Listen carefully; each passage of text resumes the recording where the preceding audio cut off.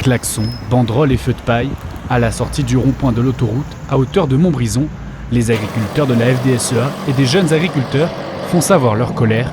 En ligne de mire, toujours la peur de la signature du traité de libre-échange avec le Mercosur, et ce, même si le président de la République a annoncé voter en défaveur du traité.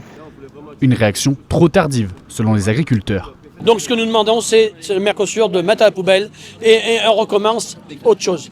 On n'est pas contre le marché mondial, parce qu'on en a besoin, et notamment notre agriculture française, un des fleurons aussi, mais un marché mondial équitable. Et aujourd'hui, les conditions ne sont pas réunies.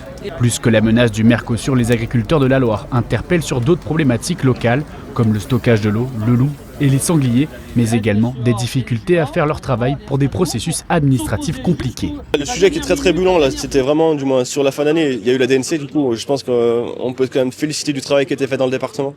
Je pense que voilà, entre la DDPP, les agriculteurs du département, voilà, tout le monde a joué le jeu. Du coup, on en est arrivé que du coup aucune bête et heureusement n'a été abattue dans le département. C'est quand même déjà la première fierté, on va dire.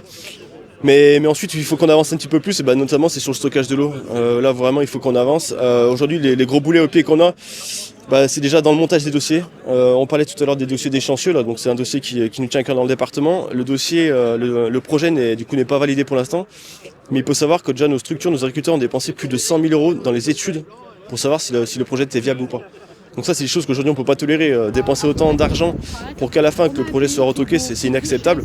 S'ils en appellent au bon sens des consommateurs, ils comptent également sur les politiques et députés locaux pour faire entendre leur voix. La vérité, c'est qu'on leur met des normes et qu'à côté, on continue à importer des produits qui viennent de l'étranger qui ne respectent pas ces normes. Et c'est pour ça qu'ils n'en peuvent plus aujourd'hui. Ils ont raison de ne plus en vouloir. Et c'est pas qu'un problème d'agriculteurs, c'est aussi un problème de consommateurs.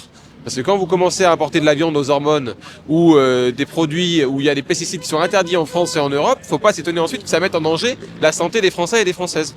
Et donc c'est pour ça que je pense, et on le voit avec tous les klaxons qu'il y a autour de ce rond-point et des gens qui les soutiennent, que les Français les soutiennent et qu'on a intérêt à les écouter. Voilà. Alors que les décideurs européens doivent se réunir à Strasbourg le 20 janvier pour avancer sur le traité du Mercosur, les agriculteurs de la Loire n'excluent pas de s'y rendre.